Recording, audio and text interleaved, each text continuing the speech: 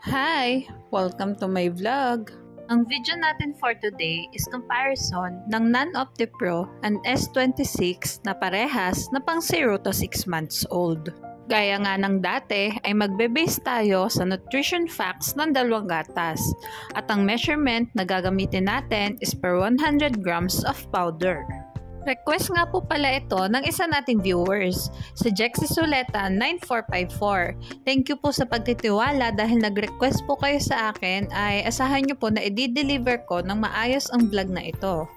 Okay, simulan na natin. Sa protein and sugars, lamang ang NAN.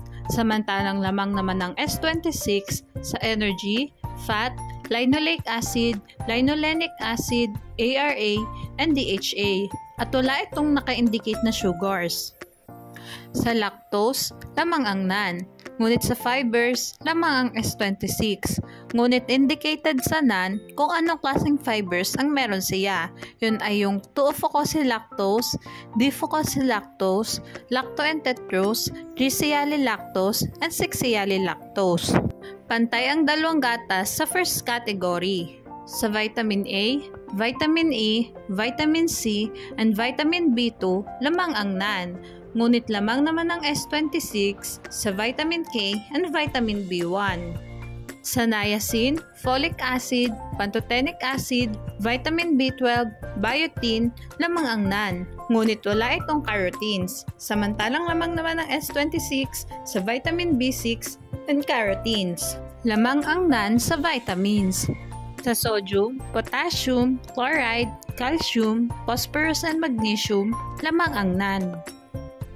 Sa iron, copper, iodine, manganese and selenium, lamang ang NAN. Samantalang lamang naman ang S26 sa zinc. Lamang ang NAN sa minerals. Mag-proceed naman tayo sa other nutrients. Sa nucleotides, lamang ang S26. At indicated din dito kung anong klaseng nucleotides ang meron ng S26. Yun ay yung CMP, UMP, AMP, GMP, and IMP.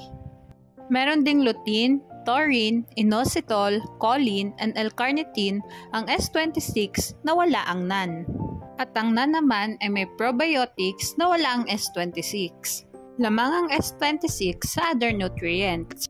Magtungo naman tayo sa price na kinuha ko sa Last Mall Daily. Gaya nga ng sabi ko dati, pwedeng mag-iba yung price ng mga gatas depende kung saan nyo bibilhin. So makikita natin dito na yung 1.3 kg ng NAN is nagkakahalaga ng 2,075.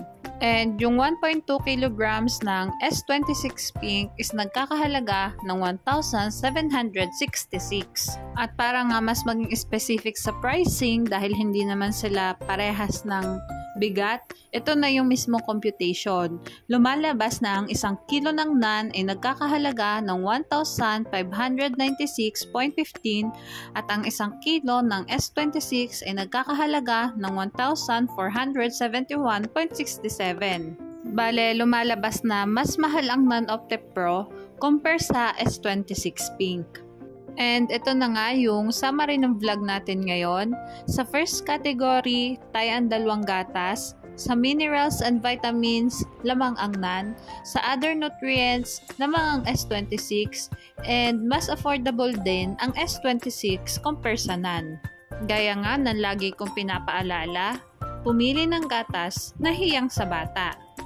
Mahalagang paalala, breast milk is the best milk for babies. Hanggang dito na nga lang ang vlog ko. Sana ay nagustuhan nyo. Thanks for watching.